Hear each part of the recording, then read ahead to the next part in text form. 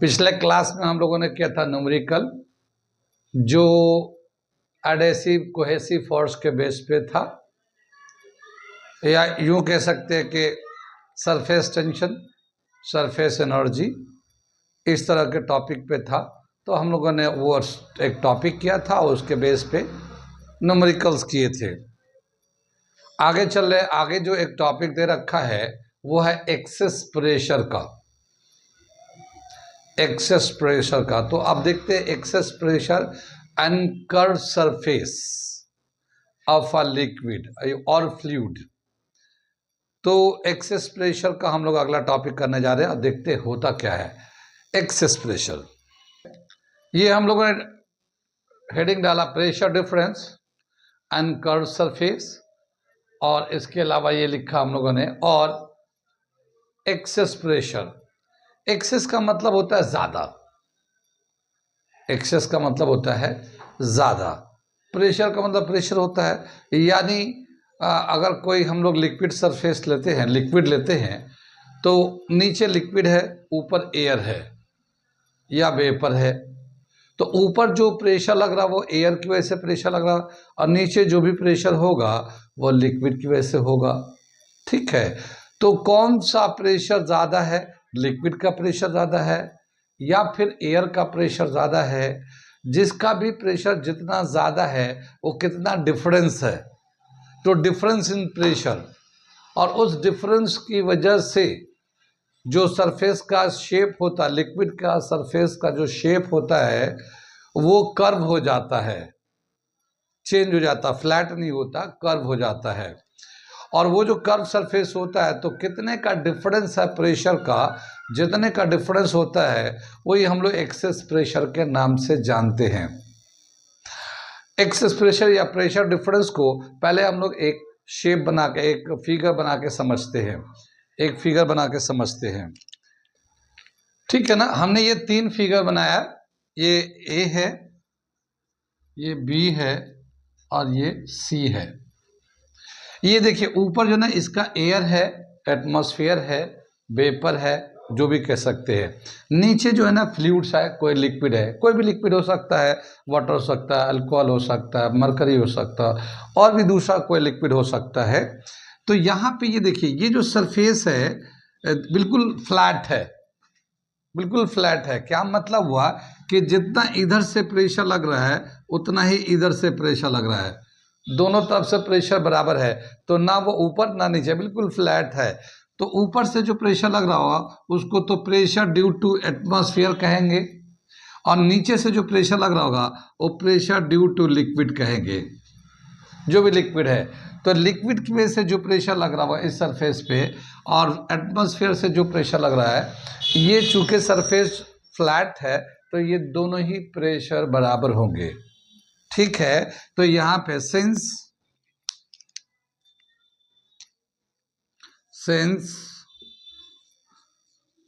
The surface is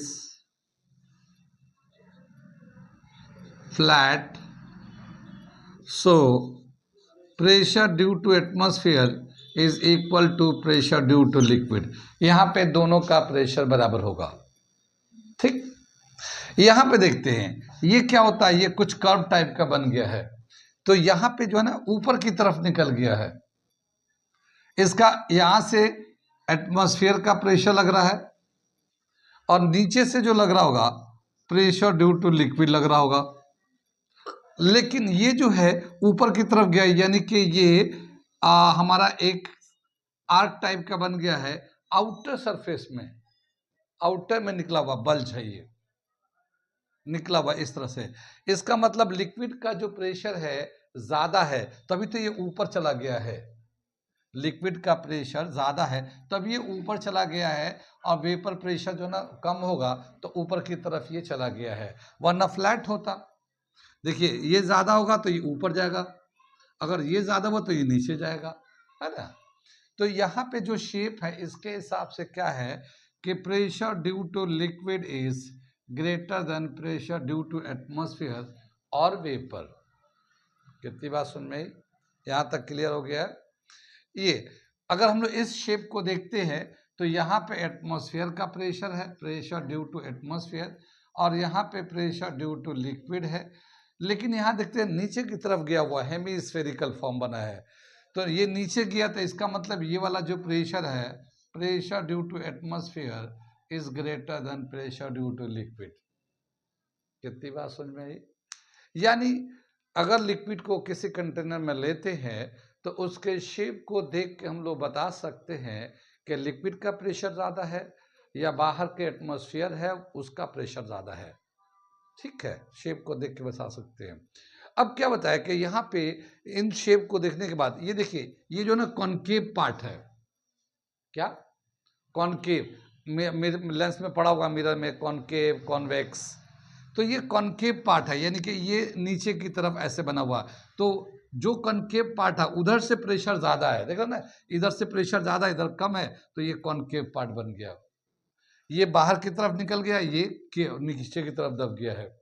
ठीक, अगर हम लोग उसी चीज़ को यहाँ देखते हैं तो ये भी कॉनकेव पार्ट नीचे से देख सकते हैं हम लोग।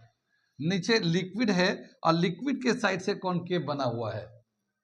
जिस साइड से कॉनकेव बना होगा वो ज्यादा होगा। जैसे यहाँ पे देखिए ऐसे कॉनकेव बना है, एटमॉस्फेयर के साइड से बना हुआ है, यानी कि pressure due to atmosphere is greater than pressure due to liquid.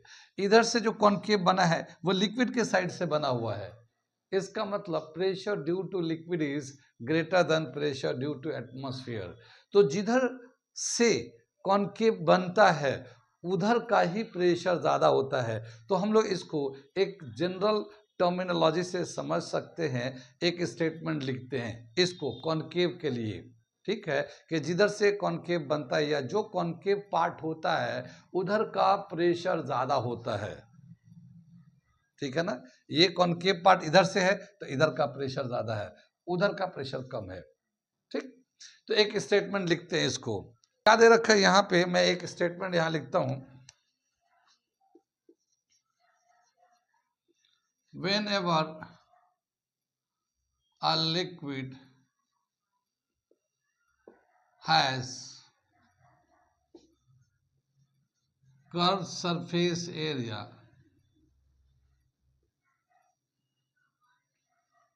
whenever liquid has a curved surface area, the concave part has greater pressure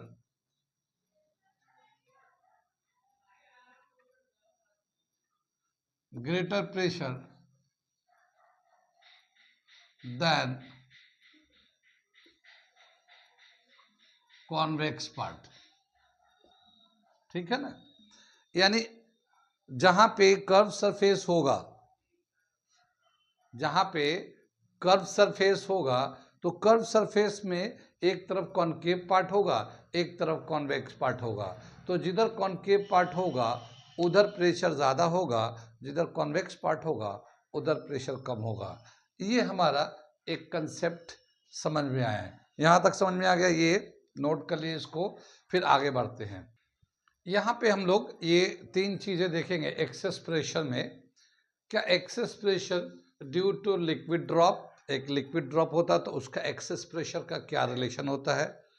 दूसरा दे रखा excess pressure due to air bubble in air, air bubble का या soap bubble, air bubble soap bubble का लेते हैं, अगर air में होगा तो फिर क्या एक्सेस प्रेशर का रिलेशन होगा।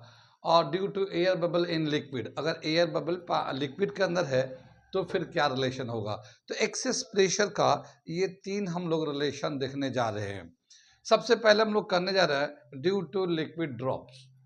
ठीक है, लिक्विड ड्रॉप का करने जा रहे हैं, ये दो को मिटाते हैं। तो मैं थोड़ा सा एक फिगर बनाता हूँ दिखाने के लिए। ये एक हमने वाटर ड्रॉपलेट ले लिया, लिक्विड ड्रॉप ले लिया, ये लिक्विड है, किसी भी लिक्विड हो सकता है, वाटर का हो सकता है, किसी और चीज़ का लिक्विड हो सकता है, लेकिन एक लिक्विड का ये ड्रॉप है। ठीक है ना, इसका अपना एक रेडियस है आर, यहाँ से यहाँ तक रेडियस है आर। कितनी बात सुन में ये। अब इसका जो शेप है वो स्फेरिकल है, स्फेरिकल का मतलब ये कि ये बाहर में जो है ना एटमॉस्फेयर है और अंदर में फ्लूइड है, ठीक है। अगर हम यहाँ पे देखें, अगर हम लोग कंटेनर में डाल के इसको अगर हम लोग यहाँ पे देखें ऐसे, अगर हम लोग, तो ये शेप कैसा बन रहा है, कॉनकेव बन रहा है ना। तो हम लोग बोलेंगे कि लिक्विड के अंदर का प्रेशर ज्यादा होगा एटमॉस्फेयर के कंपेयर में। अगर हम लोग इधर देखें तो लिक्विड के अंदर का प्रेशर ज्यादा होगा, इधर देखेंगे तब भी लिक्विड के अंदर का। तो जो वाटर लिक्विड ड्रॉप होते हैं ना, उसके अंदर का प्रेशर ज्यादा होता है एटमॉस्फेयर के कंपेयर में, ठीक है।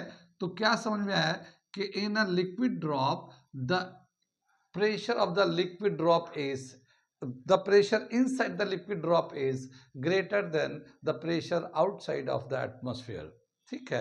अंदर के लिक्विड के अंदर का जो प्रेशर है बाहर के एटमॉस्फेयर के प्रेशर से ज्यादा है, ठीक। तो अगर ज्यादा है प्रेशर तो हम लोग इसको कैसे दिखाएंगे, इसको हम लोग इसका प्रेशर जो है ना बाहर की तरफ ऐसे लगेगा, इधर लग रहा होगा प्रेशर ऐसे, ठीक है ना, ऐसे इसका प्रेशर लग रहा होगा इधर, ठीक, बाहर की तरफ प्रेशर लग रहा होगा। जब ये बाहर की तरफ प्रेशर लगेगा तो ये थोड़ा सा एक्सपैंड कर जाएगा, ये थोड़ी सी इसकी साइज बढ़ेगी।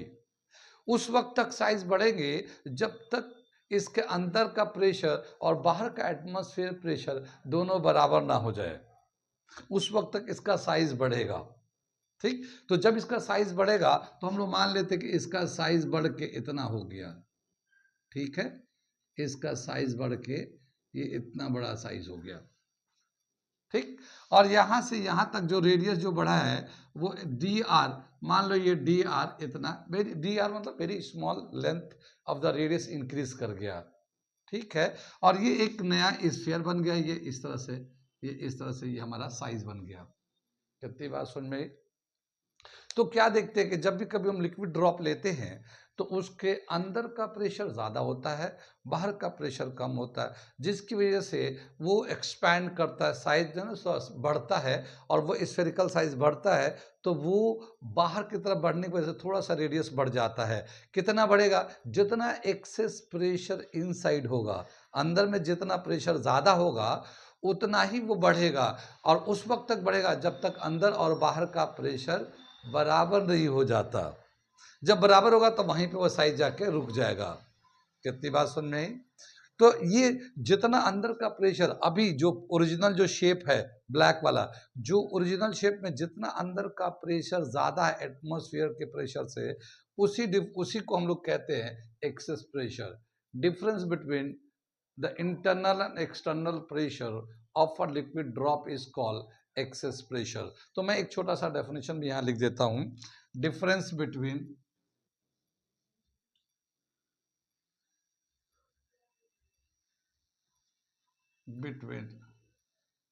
the pressure of liquid and pressure of atmosphere is called excess pressure, ठीक है ना, एक्सेस प्रेशर। यहाँ पे P liquid is greater then P atmosphere, यहाँ पे। कितनी बात सुन में। अब क्या होता है कि जब जो ओरिजिनल शेप का स्फीयर था, ड्रॉप था, तो उस वक्त उसका सरफेस एरिया कितना होगा, उस वक्त उसका सरफेस एरिया कितना हुआ निकाल लेंगे हम लोग। स्फीयर तो 4πr² से निकाल लेंगे। लेकिन जब वो एक्सपैंड करेगा तो वो यानी साइज बढ़ेगा, तो रेडियस बढ़ेगा, तो उसका साइज बढ़ने की वजह से वर्क डन हुआ, ठीक है ना, यानी चेंज इन एरिया भी आएगा। जितना पहले एरिया था अब साइज बढ़ गया तो एरिया बढ़ गया होगा। तो जो एरिया बढ़ा है वो वर्क डन भी काउंट होगा, ठीक है ना, क्योंकि बगैर वर्क डन, बगैर एनर्जी दिए तो अपना वर्क डन, वो साइज बढ़ेगा नहीं। वर्क डन किया गया, एनर्जी दिया गया, तभी तो साइज, यानी कि internal energy due to pressure difference. वो कौन सा एनर्जी होगा, energy due to pressure difference जो होगा वो एनर्जी की वजह से उसका साइज एक्सपेंड करेगा। कितनी बात सुन रही। तो इस late there is a liquid drop of radius r due to excess pressure of liquid, its size increases. Now its radius becomes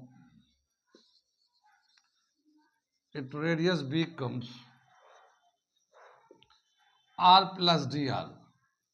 ये अब नया रेडियस हो गया एक्सेस प्रेशर की वजह से। ठीक है, ओरिजिनल सरफेस एरिया पहले कितना सरफेस एरिया था? 4 पाई आर स्क्वायर, ये था। अब क्या होगा, फाइनल क्या होगा, जब वो एक्सपेंड कर जाएगा तो फाइनल सरफेस एरिया कितना हो जाएगा? फाइनल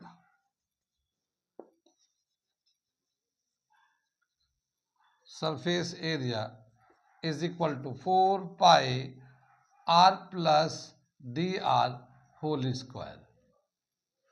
इसको अगर मैं एक्सपेंड करता हूं a प्लस बी का होल स्क्वायर तो क्या आएगा? ये 4 पाई तो ऐसे ही रहेगा, R square 2 R D R plus D R square, है ना, A square plus 2ab plus B square. कितनी बात समझ में? लेकिन बताते क्या कि ये जो साइज बढ़ा है, ये डी आर जो है ना, वैल्यू बहुत छोटा होता है। डी आर का जो वैल्यू है वो बहुत छोटा होता है, और उसका स्क्वायर करेंगे तो वो और भी छोटा हो जाता है। उसका स्क्वायर करेंगे तो और भी छोटा होता है। जैसे मान लो ये 1/10 है, 1/10 है, एक छोटा वैल्यू है। अगर मैं इसका स्क्वायर कर दूं 1/10 का तो ये 1/100 हो जाएगा। तो ये क्या हुआ? ये इससे भी छोटा हो गया, ये इससे भी छोटा हो गया। तो ये जो स्क्वायर करने के बाद ये वैल्यू बहुत छोटा हो जाएगा। तो हम लोग क्या करेंगे, इसको मल्टीप्लाई कर देंगे, मगर इसको नेग्लेक्ट कर देंगे। तो क्या मिलेगा? 4 पाई आर स्क्वायर और 4 to the 8 pi r D r, और इसको नेग्लेक्ट कर दिया, कितनी बात में? स्मॉल वैल्यू की वजह से नेग्लेक्ट कर दिया। तो ये हमारा नया सरफेस एरिया इतना हो गया। तो अब हमारा सरफेस एरिया बढ़ा कितना? सरफेस एरिया कितना इंक्रीज हुआ?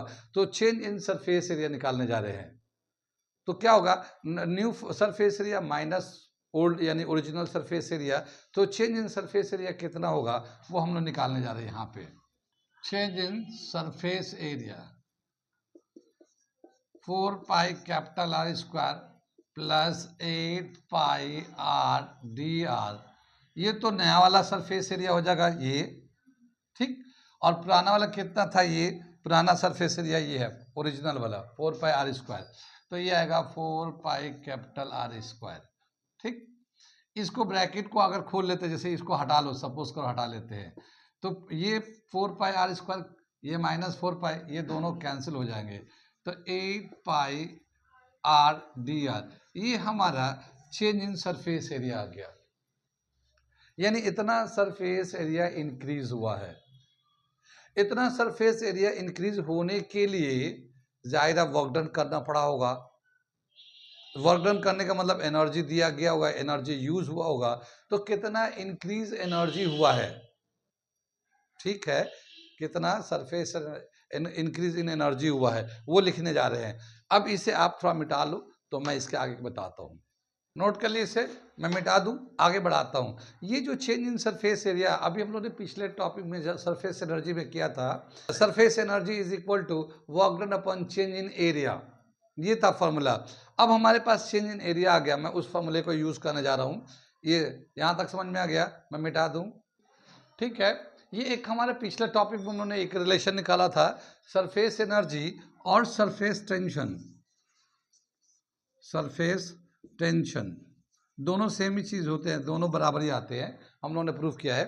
जो सरफेस एनर्जी होता है, work done to increase the surface area, total work done to increase the surface area upon change in surface area, कितना एरिया चेंज हुआ वो नीचे लेते हैं, और कितना वर्क डन किया उस सरफेस एरिया को चेंज करने के लिए वो ऊपर लेते हैं, वही सरफेस टेंशन के बराबर होता है। अब क्या बताया कि ये जो ओरिजिनल स्फेरिकल बॉल था, एक्सेस ऑफ प्रेशर की वजह से वो थोड़ा एक्सपेंड हुआ, ठीक है ना, एक्सपेंड हुआ तो उसका साइज बढ़ गया, जाहिर है साइज बढ़ा तो वर्क डन करना पड़ा होगा या वर्क डन हुआ होगा, ठीक है। वर्क डन जब हुआ होगा तो अब हम इस जो एनर्जी, टोटल एनर्जी कितना आ जाएगा, सरफेस एनर्जी को हम लोग अगर चेंज इन एरिया से मल्टीप्लाई कर दें तो ये हमारा वर्क डन के बराबर होगा। टोटल वर्क डन कितना हुआ, तो अब हम लोगों ने यहाँ लिखा work done to enlarge the size of the liquid drop, यानी लिक्विड ड्रॉप के साइज को इनलार्ज करने के लिए कितना वर्क डन करना पड़ा है, तो ये आ जाएगा हमारा surface energy into change in surface area, change in surface area, ठीक है। कितना सरफेस एरिया, ये जो सरफेस एनर्जी है इसको हम लोग सरफेस टेंशन भी बोलते हैं, इसके बराबर ही होता है। तो सरफेस टेंशन को T से ले लेते हैं हम लोग, और चेंज इन सरफेस एरिया कितना है, ये हमारा 8 पाई आर डी आर के बराबर है, तो ये आ जाएगा 8 पाई आर डी आर, और इसको हम लोग ऐसे भी लिख सकते हैं, 8 pi R T D R, ये हमारा इतना वर्क डन करना पड़ेगा, ठीक है, इतना हमारा work done to enlarge the size, इतना हमारा वर्क डन हुआ। कितनी बात सुन में। आगे क्या बताया कि जो वर्क डन होता है ऐसे फोर्स इनटू डिस्प्लेसमेंट होता है, ठीक है। Also work done is equal to क्या, फोर्स इनटू डिस्प्लेसमेंट होता हमारा, डिस्प्लेसमेंट। कितनी बात सुनी। अब यहाँ पे जो फोर्स लग रहा है बेसिकली अंदर से लग रहा है, लिक्विड के अंदर से फोर्स लग रहा है, लेकिन वो फोर्स नहीं है बल्कि प्रेशर लग रहा है। तो इस फोर्स को अगर प्रेशर के टर्म में लिखना चाहेंगे तो कैसे लिखेंगे, प्रेशर इनटू एरिया, है ना। प्रेशर क्या होता है, फोर्स अपॉन एरिया होता है, तो फोर्स को क्या करेंगे, प्रेशर इनटू एरिया कर देंगे, तो ये pressure into area into displacement, ये हमारा इस तरह से लिख सकते हैं हम लोग। यहाँ पे जो प्रेशर है वो अंदर से जो लग रहा है वो एक्सेस प्रेशर, वो है एक्सेस प्रेशर, पी से ले लिया हम लोगों ने एक्सेस प्रेशर। एरिया कितना लेंगे, जितना अंदर का एरिया था वो एरिया कितना था, 4 पाई आर स्क्वायर, ठीक है। क्योंकि ये ओरिजिनल में तो अंदर से प्रेशर लग रहा था, जब वो एक्सपैंड हो गया, स्टेबल हो गया, तो उस वक्त अंदर और बाहर का प्रेशर बराबर हो गया है, ठीक है ना। तो जब तक वो प्रेशर था तब तक ही, जब ये शेप का था तभी अंदर का प्रेशर था, जब एक्सपैंड होके एक नया शेप ले लिया तो उस वक्त प्रेशर जो है ना अंदर बाहर बराबर हो गया। तो उस वक्त जिस वक्त वो छोटा साइज का था उस वक्त ये प्रेशर था, उसका एरिया ये था, और डिस्प्लेसमेंट कितना हुआ, इतना डी आर डिस्प्लेसमेंट हुआ है। डिस्प्लेसमेंट मतलब ये साइज से बढ़ के ये साइज हो गया, तो इतना डी आर का डिस्प्लेसमेंट हुआ है। कहाँ तक समझ में आया ये। तो डिस्प्लेसमेंट की जगह पे सिर्फ हम लोग डी आर लेंगे, इतना, यानी ये साइज से बढ़ के ये साइज हुआ, इतना डिस्प्लेसमेंट हुआ है, ठीक। ये भी वर्क डन के बराबर है, यानी कि क्या आ जाएगा ये 4 pi R square P D R. कितनी बात सुने, इसको इक्वेशन नंबर 2 कर लेते हैं, इसको इक्वेशन नंबर 1 कर लेते हैं। कितनी बात सुने। अब देखिए ये जो हमारा वर्क डन है in term of excess pressure के टर्म में लिखा है, और ये जो वर्क डन दिखाया है हम लोगों ने, जो एनर्जी की जरूरत है in term of surface tension या सरफेस एनर्जी के फॉर्म में दे रखा है। अब लेकिन ये दोनों सेम है, ये दोनों सेम है, ये भी वर्क डन है to enlarge the size of the liquid drop, और यहाँ पे भी वर्क डन है टू इनलार्ज द साइज, लेकिन ये फॉर्मूला अलग अलग यूज किया गया है, ये एक अलग तरीके से यूज किया गया है, लेकिन ये दोनों फॉर्मूले सेम है। तो अगर हम लोग दोनों को इक्वेट करते हैं, ये from equation 1 and 2, from equation 1 and 2 इन दोनों को इक्वेट कर देते हैं तो क्या मिलेगा, ये 4 पाई आर स्क्वायर पी, ये जो है ना एक्सेस प्रेशर है, D R, is equal to, यहाँ आएगा 8 pi R T D D R. ठीक है, ये हमारा एक इस तरह से आ जाएगा। अब जो कैंसिल हो रहा है देखिए, 4 पाई, पाई से पाई कैंसिल हो गया, 4 से ये 8 कैंसिल हो गया, 2 आ गया, आर से इसका पावर ये आर कैंसिल होगा, डी आर से डी आर कैंसिल हो जाएगा, तो यहाँ क्या बचेगा, ये आर और ये पी बचेगा। ठीक है, और यहाँ बचा 2t। ठीक है, ये जो एक्सेस प्रेशर है, ये एक्सेस प्रेशर है P, ये 2t अपॉन आर के बराबर हो गया। तो लिक्विड ड्रॉप में जो एक्सेस प्रेशर होता है उसका एक रिलेशन आता है 2t upon r. 2t worth of tension, surface tension of the liquid, and r radius of the sphere, जो ओरिजिनल रेडियस था उसके बराबर होता है। तो ये हमारा एक्सेस प्रेशर निकालने का एक फॉर्मूला हमारा आ जाता है लिक्विड ड्रॉप के लिए। कहाँ कहाँ समझ में आया, कहाँ कहाँ नहीं आया, समझ में आ गई बात। हम लोगों ने क्या किया कि सरफेस टेंशन के हिसाब से वर्क डन का एक रिलेशन निकाल लिया, और इस तरह से फिर वर्क डन का फोर्स इंटू डिस्प्लेसमेंट ये निकाल लिया, इन दोनों को इक्वेट कर लिया। यहाँ फोर्स नहीं था तो प्रेशर के टर्म में, एक्सेस प्रेशर के टर्म में रिलेशन लिख दिया, और दोनों को इक्वेट करके प्रेशर निकाल दिया। एक्सेस प्रेशर का जो रिलेशन होगा 2t अपॉन आर, यानी कि जो लिक्विड ड्रॉप होगा उसके अंदर का जो प्रेशर है एटमॉस्फेयर के कंपेयर में कितना ज़्यादा है, वो 2t अपॉन आर के बराबर है, हम लोग निकाल सकते हैं। T होता है surface tension of the liquid, R होता है radius of the spherical ball और लिक्विड। कितनी बात यहाँ तक समझ में आया, आ रहा समझ में, इसे नोट कर लीजिए, फिर मैं आगे बताता हूँ। ठीक है, ये समझ में आ गया। ये था हमारा एक्सेस प्रेशर का रिलेशन लिक्विड ड्रॉप का। अब हम लोग करने जा रहे हैं दूसरा जो दे रखा था, excess pressure due to air bubble या सब बबल इन एयर, यानी एयर बबल एयर में, सब बबल एयर में अगर होता है तो उसका कितना क्या रिलेशन होगा एक्सेस प्रेशर का, वो मैं बताने जा रहा हूँ। ये नोट कर लीजिए यहाँ तक, ये मैं थोड़ा सा मिटा देता हूँ। यहाँ पे देखिए, पहले तो मैं ये फिगर बदलता हूँ, यहाँ पे ये देखिए,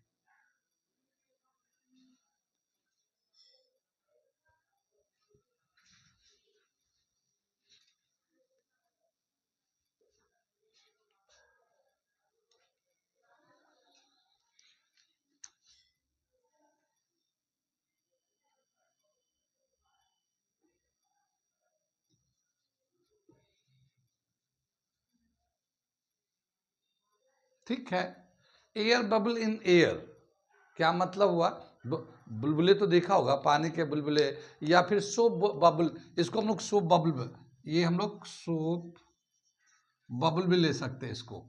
ठीक है, जो फूक के हम लोग बताया था ना, कल हम लोग दिखाया था कि अगर हम लोग लिक्विड में लेते हैं, सोप में लेते हैं, ऐसे फूक के करते हैं तो स्फीयर स्फीयर करके आता है, स्फेरिकल बॉल आता है। तो वो जो स्फेरिकल बॉल होता है उसके अंदर भी एयर और उसके बाहर भी एयर, तो दोनों तरफ से फ्री सरफेस होता है। कितनी बात में, तो जब दो फ्री सरफेस होता है तो उसको क्या होता है, कितना सरफेस एरिया होता है। जैसे हम लोग ये लिक्विड में लिया था, ये लिक्विड में क्या लिया था, यहाँ पे ये लिक्विड में, अंदर तो लिक्विड था लेकिन बाहर में एयर था, तो इसमें एक ही फ्री सरफेस था आउटर वाला, अंदर तो लिक्विड से फिल था, तो फ्री सरफेस जो था जो एयर के कांटेक्ट में था वो एक आउटर सरफेस था। लेकिन अगर सोप बबल लेते हैं तो उसके अंदर भी एयर, उसके बाहर भी एयर, तो इसके दो फ्री सरफेस आ जाएंगे। कितनी बात समझ में आई। तो एयर बबल में दो फ्री सरफेस होता है। अब हम उसको बताने जा रहे हैं, ये सब एज इट इज है लेकिन हम लिखने का तरीका बदल देते हैं। ठीक है, मिटा दे इसे, या एयर बबल इन एयर इसको लेते हैं। तो ये जो हमारा एक बबल है इसके अंदर और बाहर दोनों सरफेस एयर के कांटेक्ट में होता है, तो इसके चेंज इन सरफेस एरिया कितना हो जाएगा। देखिए इस वाले में क्या था, ओरिजिनल जो सरफेस एरिया था, ये हम लोगों ने चेंज इन सरफेस एरिया ये 8 पाई आर डी आर लिया था, क्योंकि इसका एक ही फ्री सरफेस था। लेकिन अगर दोनों अंदर बाहर दोनों होगा तो इसका चेंज इन सरफेस एरिया क्या होगा, डबल हो जाएगा। तो change in surface area, change in surface area ये 2 into 8 pi r D R. कुछ बात समझ में आ रही है? जैसे यहाँ पे लिखा था हम लोगों ने कि इसका सरफेस एरिया निकालेंगे, ये जो एक्सपैंड करेगा ये इस तरह से एक्सपैंड करेगा, ठीक है, जो एक्सेस प्रेशर होगा उसकी वजह से एक्सपेंड करेगा, तो वो जो होगा, पहले जो इसका सरफेस एरिया था 4 पाई आर स्क्वायर था, अब जो सरफेस एरिया होगा 4 pi are plus D R का होल स्क्वायर आ जाएगा। कितना इंक्रीज कर गया, इसमें से इसको माइनस कर देंगे तो 4 pi are plus D R whole square में से 4 pi R minus R square minus कर देंगे, तो यहाँ पे क्या आएगा 4 pi R square plus 2 R D R plus D R square, ये तो हमारा अंदर का आ जाता था, ठीक है, माइनस 4 पाई आर स्क्वायर, ये था ना हमारा। कितनी बात समझ में आई? अब इसको 4 से मल्टीप्लाई करेंगे, इसको नेगलेक्ट कर देंगे, बताया था हम लोग नेगलेक्ट कर देंगे, तो ये 4 पाई आर स्क्वायर, ये 8 पाई आर डी आर, और ये माइनस 4 पाई आर स्क्वायर आएगा, ये इससे कैंसिल होगा तो ये 8 पाई, तो ये 8 पाई आ गया, सेम आ जाएगा ये। लेकिन यहाँ पे क्या था कि इसका डबल 2 फ्री सरफेस है, तो ये 2 से मल्टीप्लाई कर दिया, तो इसका जो कितना चेंज इन सरफेस एरिया आ जाएगा 16 पाई आर डी आर, ये इतना चेंज इन सरफेस एरिया आ जाएगा। कितनी बात समझ में? ये यहाँ तक समझ में, ये बबल के लिए है, ठीक। अब ये चेंज इन सरफेस एरिया होगा तो कितना वर्क डन करना पड़ा होगा, या कितना वर्क डन का एनर्जी की जरूरत पड़ा होगा, तो work done to enlarge the bubble, ठीक है। वर्क डन का फॉर्मूला आ जाएगा surface tension into change in area, surface tension तो टी ले लेंगे और चेंज इन एरिया कितना जाएगा 16 पाई आर डी आर, और इसको हम लिख सकते हैं 16 pi R T D are, ऐसे भी लिख सकते हैं हम लोग इस तरह से। कितनी बात में, ये तो हो गया हमारा। लेकिन ये वर्क डन जो है, अगर हम लोग प्रेशर के एक्सेस प्रेशर के टर्म में लें, एक्सेस प्रेशर के टर्म में ले, तो ये वर्क डन कितना के बराबर होगा, work done is equal to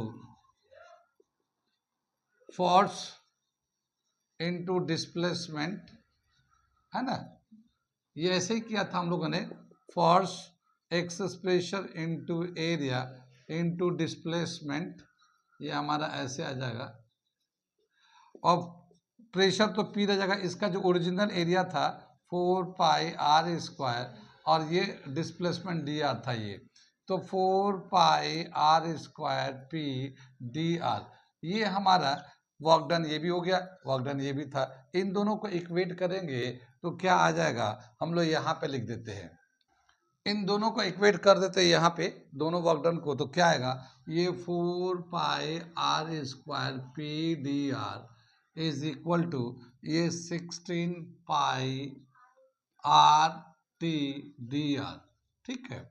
पाई से पाई कैंसिल हो जाएगा, 4 से ये 16 कैंसिल होगा, 4 आएगा, आर से इसका पावर कैंसिल होगा, डी आर कैंसिल हो जाएगा, तो ये आर पी जो है ये आ जाएगा, यहाँ 4T आ जाएगा, और excess pressure 4T upon R आ जाएगा, तो ये हमारा एक्सेस प्रेशर का फॉर्मूला आ जाता है।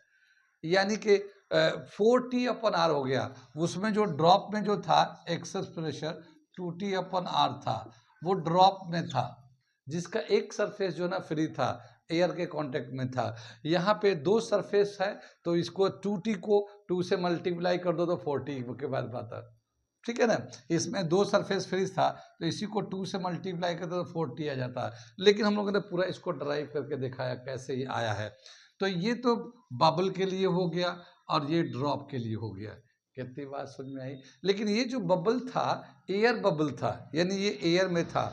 अगर पानी में भी कभी कभी बुलबुले बन जाते हैं, तो हम लोगों ने लिया था air bubble inside a liquid, उसके लिए अगर लेंगे तो क्या होगा, उसके लिए भी 2T/R होगा। क्यों?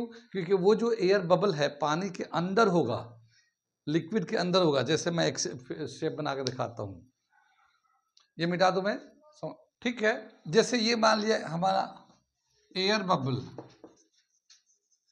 Bubble in liquid.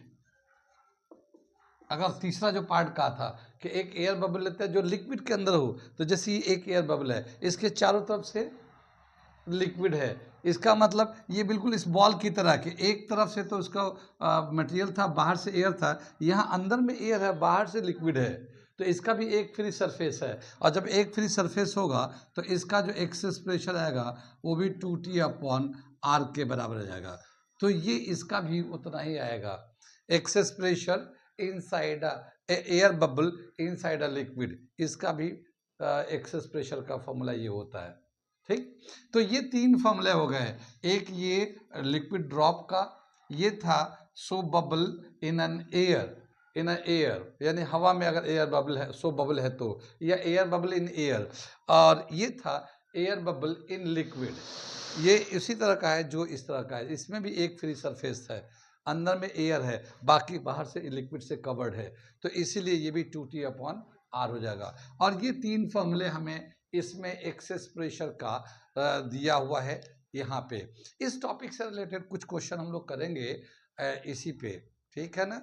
तो ये था हमारा एक्सेस प्रेशर का, जो अलग अलग शेप के बॉल, अलग अलग स्फेरिकल बॉल के लिए था, लिक्विड ड्रॉप के लिए, सोप बबल के लिए, या फिर एयर बबल के लिए। एयर बबल आमतौर पे लिक्विड के अंदर में, सोप बबल एयर में होता है, सोप बबल। तो यहाँ पे जो सोप बबल लिखा हुआ है वो सोप बबल कॉमन ही, इसलिए कि सोप बबल लेते हैं तो हवा में उड़ते रहता है वो, तो उसके दोनों सरफेस मिलते हैं।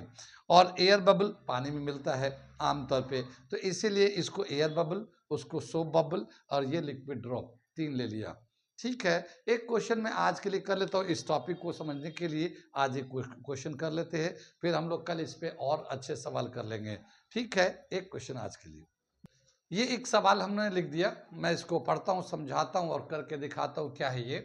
What should be the pressure inside a small air bubble of 0.1 mm radius situated just below the surface?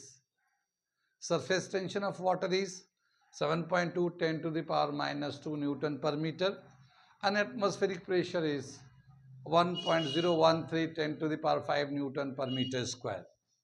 ठीक है, क्या बताया कि एक एयर बबल है, वाटर के अंदर है, सरफेस से जस्ट नीचे है, तो उस पे कितना यानी कि उसके अंदर कितना प्रेशर होगा, उसके अंदर कितना प्रेशर होगा। ठीक है, what should be the pressure inside the small bubble, air bubble के अंदर कितना प्रेशर होगा वो निकालना है। ठीक है, सरफेस के जस्ट नीचे है, पानी के सरफेस से जस्ट नीचे है, उसका रेडियस भी दे रखा है, और वाटर का सरफेस टेंशन भी दे रखा है, और एटमॉस्फेयर का एटमॉस्फेरिक प्रेशर भी दे रखा है ये। ठीक, सवाल समझ में आ गया। एक फिगर मैं बनाता हूँ इसको समझाने के लिए, और जैसे ये मान लेते हैं हम लोग, ये कंटेनर है, ये मान लिया हम लोगों ने एक स्फेरिकल बॉल है, एयर बबल है, ये एयर बबल है ये, ठीक है ना, एयर बबल है ये। ठीक, इसका रेडियस दे रखा है, और इसका जो सरफेस टेंशन है इसका भी दे रखा है। तो जो सरफेस टेंशन दे रखा है वो एसआई यूनिट में दे रखा है, देख रहे हैं ना, ये न्यूटन पर मीटर में दे रखा है। तो हम जो रेडियस दे रखा है उसको पहले हम सोल्यूशन करते हैं, सोल्यूशन करेंगे तो सब लिखते हैं हम लोग। इसका रेडियस कितना दे रखा है स्फेरिकल बबल का, radius is equal to 0.1 millimetre. इसको हम लोग एसआई यूनिट में करेंगे क्योंकि बाकी यूनिट जो है ना इसमें दे रखा है, तो इसको 1000 से मिलीमीटर को मीटर में करने के लिए 1000 डिवाइड करते हैं, 10 टू द पावर -3 मीटर हो गया ये। ठीक है, सरफेस टेंशन दे रखा है, surface tension of water 7.2 10 to the power -2 newton पर मीटर। ठीक है, और एटमॉस्फेरिक प्रेशर तो जानते ही हम लोग को याद भी है, और यहाँ पे दे रखा है एटमॉस्फेरिक प्रेशर कितनी बार सुन में 1.013 10⁵ न्यूटन पर मीटर स्क्वायर, ये हो गया। अब यहाँ पे जो है इस पे जो इन अंदर में कितना प्रेशर होगा, तो अंदर का जो पहले तो हम लोग देख लेंगे एक्सेस प्रेशर कितना है। क्या एक्सेस प्रेशर, ये जो है ना एक्सेस, इसके अंदर का एक्सेस प्रेशर कितना है। तो एयर बबल का एक्सेस प्रेशर का क्या फॉर्मूला होता है, air bubble inside the liquid 2T/R, अभी तो लिखा था ना एयर बबल का। तो इसका जो एक्सेस प्रेशर कितना आ जाएगा, excess pressure of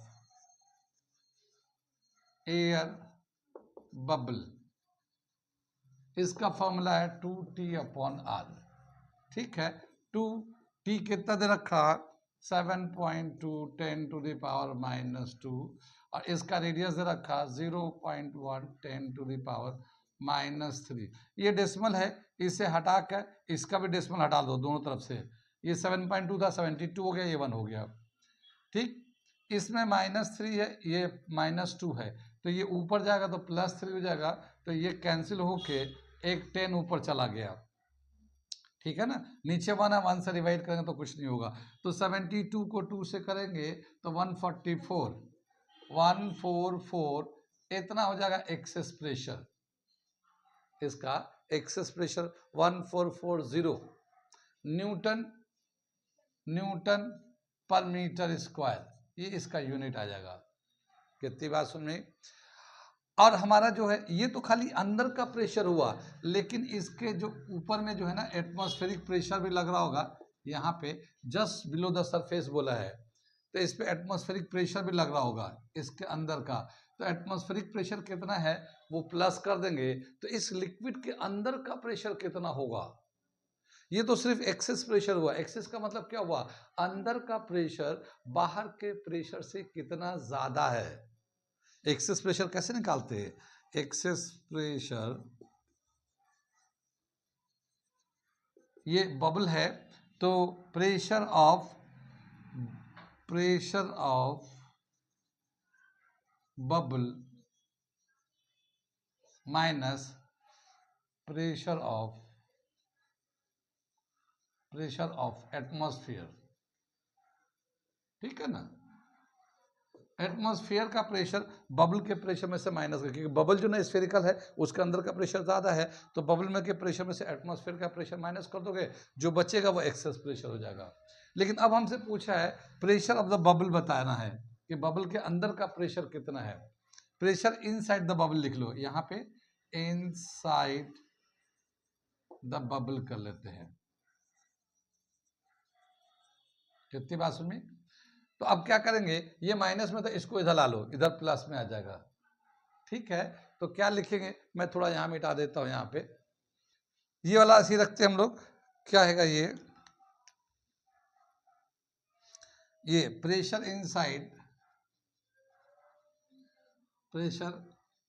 inside the bubble is equal to, ये जो एक्सेस प्रेशर था ये ऐसे ही रहेगा, एक्सेस प्रेशर, और ये जो है ना माइनस में एटमॉस्फेरिक प्रेशर था वो इधर आ जाएगा, तो ये आ जाएगा एक्सेस एटमॉस्फेरिक प्रेशर, पीए लिख दिया हम लोगों ने।